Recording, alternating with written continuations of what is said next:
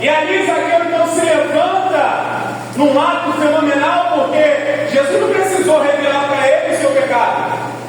Ele mesmo se posiciona e fala: se eu tenho defraudado alguém, eu vou devolver 4 vezes mais.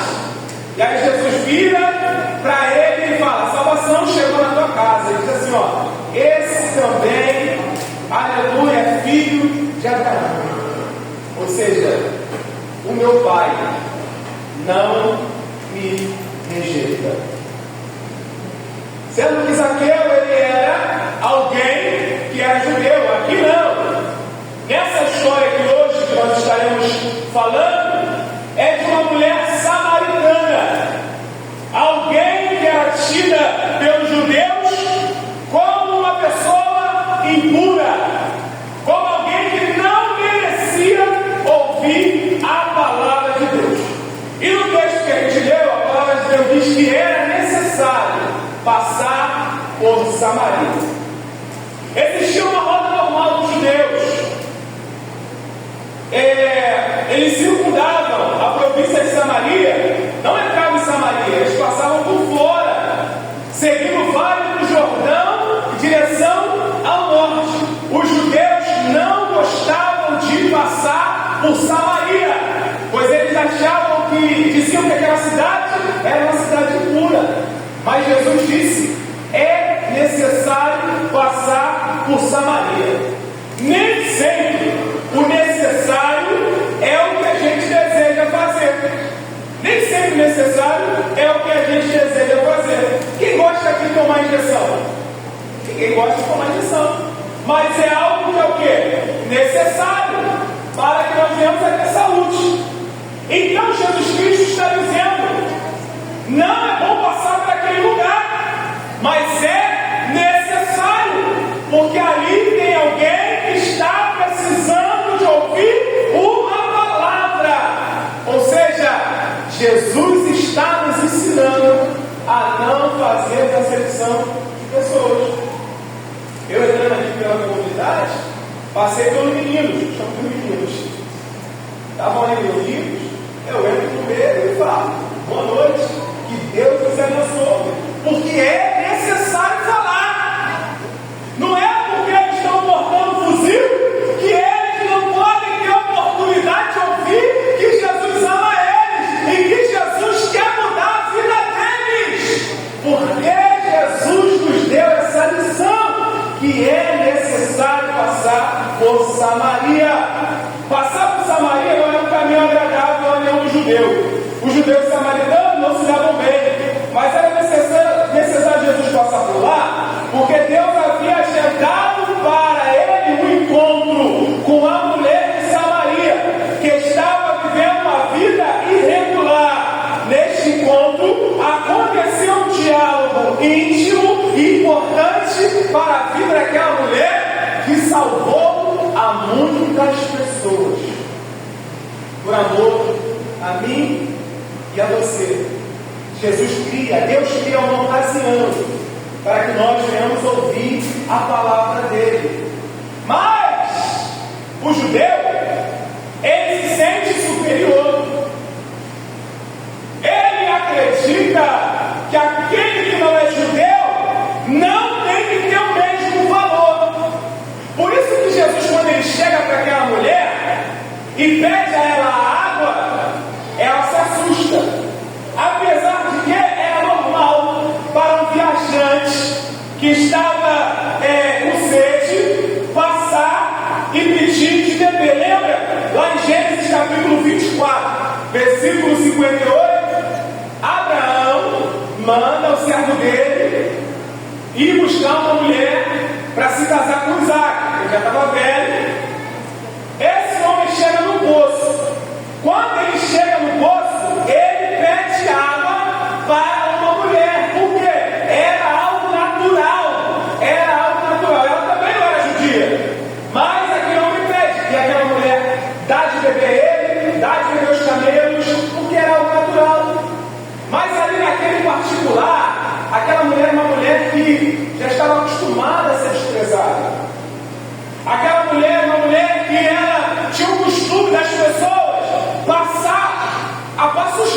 da presença dela.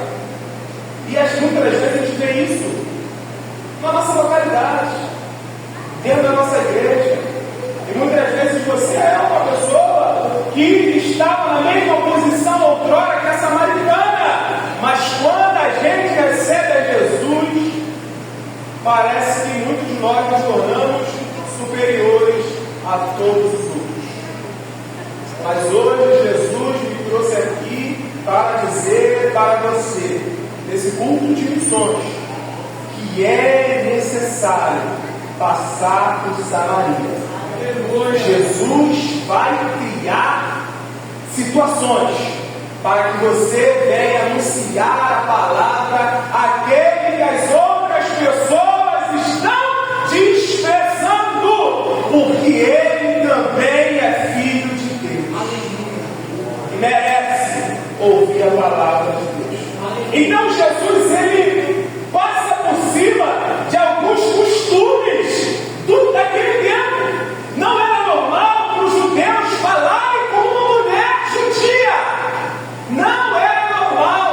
Os judeus daquele tempo, os fariseus principalmente, eles evitavam qualquer contato com as mulheres, a não ser aquelas que eram seus parentes. Então Jesus passa por cima disso. Não posso falar com mulher. Não, eu vou falar com mulher. Porque as mulheres também precisam ouvir a palavra de Deus.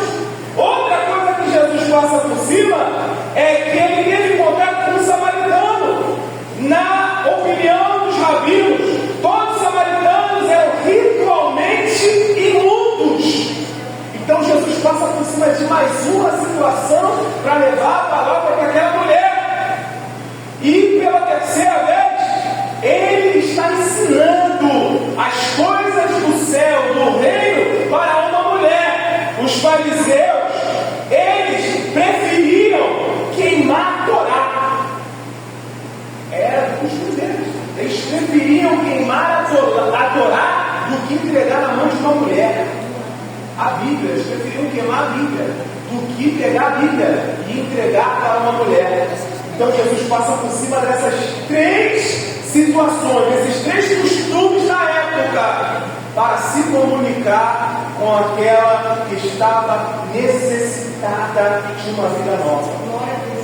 Mas muitas vezes a gente vai colocando barreira para falar com alguém que caiu num pecado. Muitas vezes até dentro da nossa igreja. Lembro quando eu era jovem, né? Eu aceitei Jesus bem jovem. Quando tinha algum jovem que caiu em fornicação, pecado de fornicação dentro da igreja, ele ficava ali 6 meses no banco. Não sei se você se lembra disso. E aí, os pais, no caso da minha mãe não, porque eu não tinha pai, meu pai tinha morrido, mas os pais dos outros adolescentes, eu ficava vendo e falava assim, não fica perto dele não. Parece que é uma doença, parece que pega. E aquela pessoa é tão oprimida naquela situação ali, por aquele pecado ali, que no final ela acaba se desviando e vai para o mundo e nunca mais volta para a igreja. Porque ela acha que é melhor estar lá fora, que é abraçada, do que dentro da igreja, que as pessoas pedem para que seus pais saiam perto dela. Mas para Jesus não existe pecadinho e pecadão. Tem aquele pecado que todo mundo vê. Aí se causa espanto, ai meu Deus do céu, aparece um monte de santo, né? Falando, né? Mas tem a fofoca que mata muito mais, que está espalhada por aí, muitas vezes não bota ninguém no banco. Mas meu irmão, Jesus Cristo, ele quebra todos os paradigmas para abraçar aquela mulher que estava necessitada. E hoje a ordem dele para mim e para você passa por cima do que for necessário para que uma alma venha a ser salva. Aleluia. Não deixa que, aleluia, a aparência te pede de salvar uma alma. Não deixa que uma lei te peça de salvar a alma. Porque Jesus, ele quer que almas venham a ser salvas. Independente do que eles fizerem. Independente do que são. Eu me lembro que Pedro estava com João, eles vão àquela porta formosa. João botou uma oportunidade que ele fala sobre isso, né? Mas a porta era formosa, bonita, linda, e o paraíso estava lá de fora. E não pode entrar. Mas Jesus foi até lá, através do dedo de João, para dizer para aquele homem: se ninguém te deixa entrar pela tua enfermidade, levanta e anda. E aquele homem então começou a andar novamente. E tem um contraste ali: a porta era formosa, mas alguém estava necessitado na porta. Aí Jesus quebra aquele paradigma, aquele homem entra pulando dentro do templo, e Pedro e João são presos. Por quê? Porque salvaram a vida daquele homem. E agora eles estão na cadeia. E vem ali os fariseus, os especiais, os grandão, separados. E ali eles são interrogados a respeito daquela situação, da cura daquele homem, que se deu no dia que não poderia se dar, da maneira que não poderia ser, e para eles, para curar, tem que ser um dia de semana, não pode ser um sábado.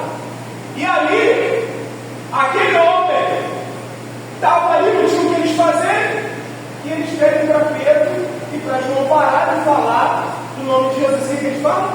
Que é melhor antes obedecer a Deus do que a homem. Vamos continuar falando de Jesus. Querido, para ganhar uma alma, para salvar uma vida, passa por cima do que for necessário, mas a alma tem que entrar no reino dos céus. Sabe o que é interessante? Os judeus diziam que era em Jerusalém que se devia adorar. A samaritana não poderia ir até, porque ela era impedida de Jerusalém. Então os samaritanos criaram seu próprio monte. E ali eles buscavam a Deus. E tinha essa rixa, porque um judeu, o rei judeu, vai lá e destrói aquele templo deles. E agora, aquela mulher queria ter a oportunidade de adorar a Deus. E ela não tinha condição, porque ela não poderia ir até Jerusalém. Ela era impedida por ser mulher, por ser samaritana e por já ter tido diversos maridos. A história dela é uma história triste, o primeiro morreu e por aí vai. Condenada, não tinha mais jeito para ela. Mas Jesus viu nela alguma missionária, alguém que iria ganhar muitas almas. Já que não poderia mandar um judeu de fora para não ser evangelho lá dentro, o que Jesus fez? Salvou eles. E é por isso que muitos de nós estamos salvos hoje. Porque Jesus pegou um bandido para pregar para bandido. Já que as outras pessoas não vão lá pregar, Jesus pega um bandido para pregar para bandido. Jesus pega a prostituta para pregar para as outras prostitutas. Mas muitas das vezes, quando nós entramos aqui dentro, esquece quem a gente foi, esquece quem a gente veio, esquece quem saiu, e agora? Não vou mais, vou sentar aqui no meu banquinho, ar-condicionado, maravilha, e vou para a minha casa e vou no final. Não, Jesus te salvou, Jesus te tirou de lá, para você ir lá e cumprir uma missão, assim como aquela mulher foi lá e cumpriu a missão dela, de uma grande multidão. Jesus está dentro daquela cidade, uma grande multidão vinha até ele, queria que ele ficasse ali, não sai mais daqui não, agora ela mais pelo que ela prega. A mulher não conhecia os livros da Bíblia. A pregação dela era uma pregação única. Eu conheci o Messias. Ele me revelou todos os meus pecados. Venham e vejam o Messias. É que gente que fala assim: eu não estou preparado para pregar, né? Tem que estudar e vai ficar a vida toda ali estudando, mas na simplicidade daquela mulher movimenta toda uma cidade. Assim como a pregação de Jonas. Chega a Nínive e fala: Deus vai matar todo mundo, vai destruir tudo, ponto final. E o rei vai lá e se arrepende, e Deus dá a vitória na cidade. Terrível! Porque para Deus uma alma ainda importa. Se o Deus está em Jerusalém, agora ele se posiciona perto de um poço. Jesus sai dos templos de Jerusalém e vai até o poço. Para quê? Para se comunicar com aquela mulher. Jesus nada mais, nada menos está cumprindo a palavra que ele disse em Atos dos Apóstolos, capítulo 1, versículo 8. Ele começa, Atos capítulo 1, versículo 8: ficai em Jerusalém, até que do alto sejais revestido de poder. Até que do alto. Depois vão o quê? Prega em Jerusalém, na Samaria e até os confins. Jesus está dizendo o quê? Começa em Jerusalém. Começa construindo a tua casa. Vai depois, vai para aquele que você diz que não presta. Vai lá para aqueles que a sociedade diz que não presta, entrega para eles. E vai adiante até os confins da terra. E o questionamento daquela mulher é: como sendo tu judeu? Ela coloca na frente aquela briga que existia entre os judeus e os samaritanos. Como sendo tu judeu, pede água para mim. Sabe o que aquela mulher está dizendo para Jesus? Tu está tão desesperado com sede, né? Tu está tão desesperado com sede, que você está pedindo uma loucura dessa, pedindo algo para mim que você não cura, porque eu sou samaritana, né? É aquela mulher que estava achando que Jesus estava se aproximando dela por interesse. Gente, as pessoas do mundo sempre vão pensar desta maneira, que o seu aproximar para com ela é porque você tem algum interesse. Está querendo roubar meu dinheiro, pensa logo assim, né? Estão querendo tirar alguma coisa que eu tenho. Mas Jesus tranquilamente fala para ele que, se você soubesse, Jesus se apresenta para ela, já que não sabe quem eu sou. Eu sou o portador da água da vida. Olha que carinho de Deus. Ela está ali falando de Jesus de uma maneira. Ele é o mestre, ele é o rei, ele é o Senhor dos senhores, tentando de alguma maneira diminuir ele ali, em vez de ele retrucar, brigar com ela. Não, ele fala: se eu soubesse quem está falando contigo, tu me pediria e eu te daria água viva. E água viva, aleluia, é o Espírito Santo de Deus, que foi entregue a mim e a você. Então, o que Deus nos ensina? Em primeiro lugar, Deus nos ensina, Atos 10:34, a não fazer acepção de pessoas. Isso é o Evangelho. O cristão não pode escolher quem é que merece ou não merece receber Jesus. Mas aquela vizinha, ela não merece. Vou contar uma coisa rápida aqui para vocês, sem tomar muito tempo. Eu tenho uma vizinha, eu não moro mais lá. Eu tinha uma vizinha que era missionária de carteirinha, uma igreja ali. E essa vizinha minha, meu filho nasceu pequeno. Essa vizinha minha trouxe o quê? Um belo dia faltou água na comunidade. Não sei se vocês viram na época que faltou água, o pessoal estava chamando caminhão-pipa, no geral. Aí, nesse tempo. Antes desse tempo, faltou água só minha, a dela tinha.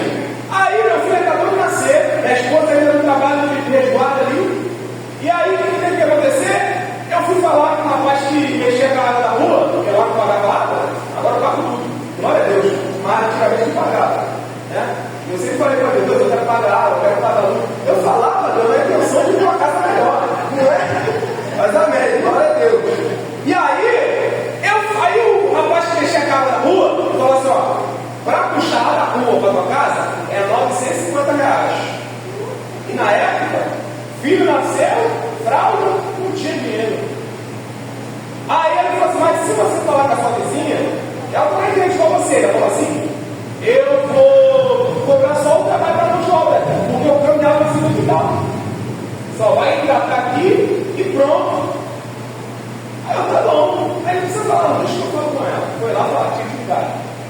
Não posso voltar não, porque meu pai ligou e saiu em mil, não sei quanto e tal, não sei o quê, e vendo a minha dificuldade de subir com balde nas costas todo dia, indo lá quando chega a casa, descia, com balde e via.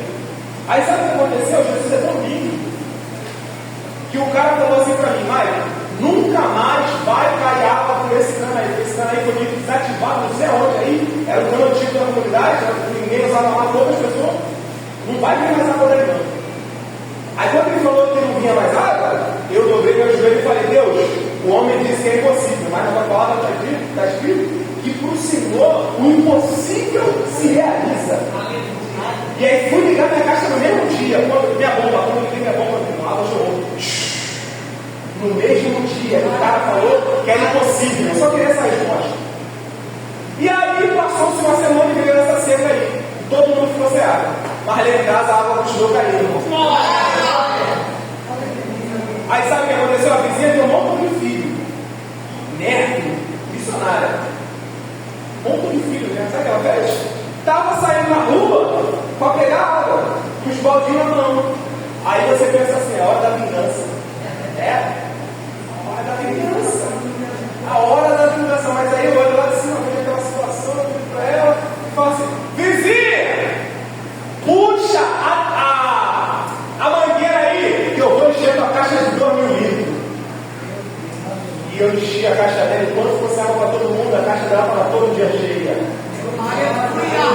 Aí um belo dia, ela encheu uma piscina, pensando que eu ia parar de dar água para ela. Sabe o que Deus fez? Então você 4.000 litros, eu estou vendo minha bomba trabalhando, nada de encher a caixa dela. Meu irmão, a casa era reta, não tem subida, descida. A água veio e fez assim, ó. Bateu na parede, como sua onda, assim, ó. Puf, deu aquele levou a piscina, meu. A água agora me levou, o moto passou e tudo. Sabe por quê? Porque achou que não ia dar mais água para ela. Eu virei, sem medo de mim, falei: vizinha, pode ficar despreocupada, não precisa encher nada não. Enquanto tiver água em casa, tua casa estiver sem água, a água não vai faltar. Sabe por quê? Porque foi Deus quem me deu. Querido, às vezes a gente quer fazer a seleção de pessoas, quer passar o tempo atrás, porque quando tu precisou, não te ajudou. Mas Jesus ensina aqui pra gente a não fazer a seleção das coisas. Os sãos não precisam de médico, gente. E sim os doentes. Jesus disse: eu não vim chamar justos, eu vim chamar pecadores ao arrependimento. E essa missão é minha e a sua. Se fosse para chamar santarrão, Jesus não tinha nem vindo na terra. Ele chamou, ele veio aqui para salvar os necessitados. E nós precisamos continuar dando sequência a essa obra grandiosa e maravilhosa. No segundo diálogo dele, ele oferece o quê? O Espírito Santo para aquela mulher. Porque água viva significa, espiritualmente, ela significa salvação, o dom de Deus. Precisamos oferecer a salvação a todos, independente de quem seja. Nós, assim como Jesus, precisamos oferecer a salvação independente de quem seja. Nossa missão é o quê? Oferecer a salvação. E aí tem um diálogo ali entre Jesus e a mulher. E a mulher fala: não, olha que meu pai era, que os dois se fossem aqui e tal, naquela discussão ali. E Jesus disse para ela, em vez de Jesus responder a sua água, não, ele responde para ela: se você beber da água que eu te der, você não vai ter mais sede. Enquanto ela está agredindo Jesus está tentando curar ela. Por quê? Ela escuta que não precisa mais ali, meu irmão, era meio-dia. Não é do horário normal que aquela mulher está ali. Era meio-dia, era normal de mulheres em cedo, em grupos, ou à tarde, quando o sol abaixa, em grupos.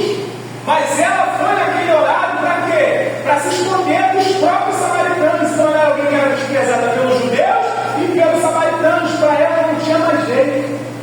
Talvez você conheça alguém sim, que é desprezado pelos da casa dele e é desprezado pelos que estão lá de fora. Mas para Jesus ainda tem esperança. Para Jesus ainda tem jeito.